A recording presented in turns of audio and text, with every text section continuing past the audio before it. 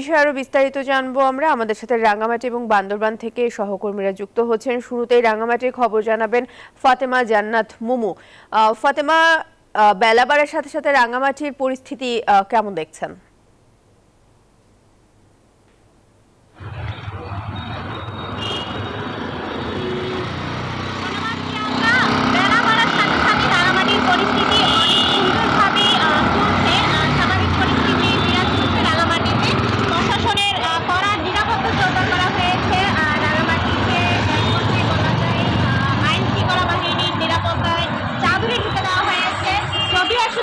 ধারা প্রত্যাহার করা হয়েছে, একইভাবে প্রত্যাহার করা হয়েছে পরিবহন বাণিজ্য বিধিকে ধর্মঘট থেকে কোথাও নেওয়া হয়েছে।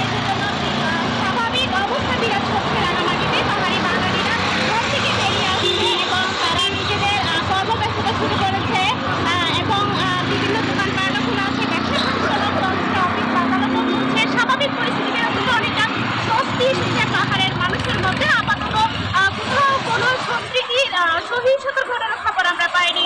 তো রাঙামাটি থেকে ছিল আমার কাছে সর্বশেষ মতো। বান্দরবান থেকে যুক্ত আছেন আমাদের সহকর্মী রতন কুমার। আমরা সরাসরি চলে যাচ্ছি বান্দরবানে, তিনি জানাবেন আমাদেরকে বান্দরবানের পরিস্থিতির খবর। রতন। এনজিওর কিস্তি প্রথমবার বিকাশ পেমেন্ট করলেই 20 টাকা ইনস্ট্যান্ট ক্যাশব্যাক।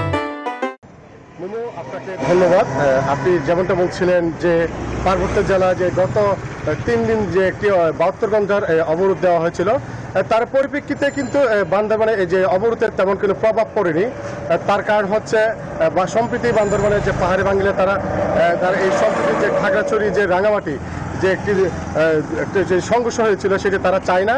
তার পাশাপাশি বান্দরবানে কিন্তু এই প্রভাবের কোনো কিছুই বিস্তার করেনি। আমরা দেখতে পাচ্ছি 3 দিন যাবৎ কিন্তু এখন বর্ষা মৌসুমে বান্দরবানে টুরিস্টরা আসতে শুরু করেছে। পাশাপাশি দীর্ঘদিন টুরিস্টের একটি পাশাপাশি যে টুরিস্টদের যারা বান্দরবানের নানা রকম যে স্পটে ছুটে বেড়াচ্ছে, আমরা দেখছি যে বান্দরবান থেকে দূরপাল্লার গাড়িও যাতায়াত চলছে। এবং আমরা এর ব্যাপারে আইন শৃঙ্খলা বাহিনীর সাথে কথা বলেছি। তারা জানিয়েছেন যে রাঙামাটি খাগড়াছড়ি যে একটি বিশৃঙ্খলা সৃষ্টি হয়েছে, এটা বান্দরবানে কিন্তু হতে দেওয়া যাবে না। তার কারণে কিন্তু বান্দরবানের প্রশাসন থেকে বান্দরবানের প্রতিটি স্পটে, পাড়া মহল্লায় এবং প্রতিটি পর্যটন স্পটে প্রশাসনের পক্ষ থেকে নিরাপত্তা জোরদার করা হয়েছে। তো এই ছিল আমার কাছে বান্দরবানের যে 72 ঘন্টার পরিস্থিতির সর্বশেষ। স্টুডিওতে প্রিয়াঙ্কা, আপনার কাছে। রতন, ধন্যবাদ আপনাকে।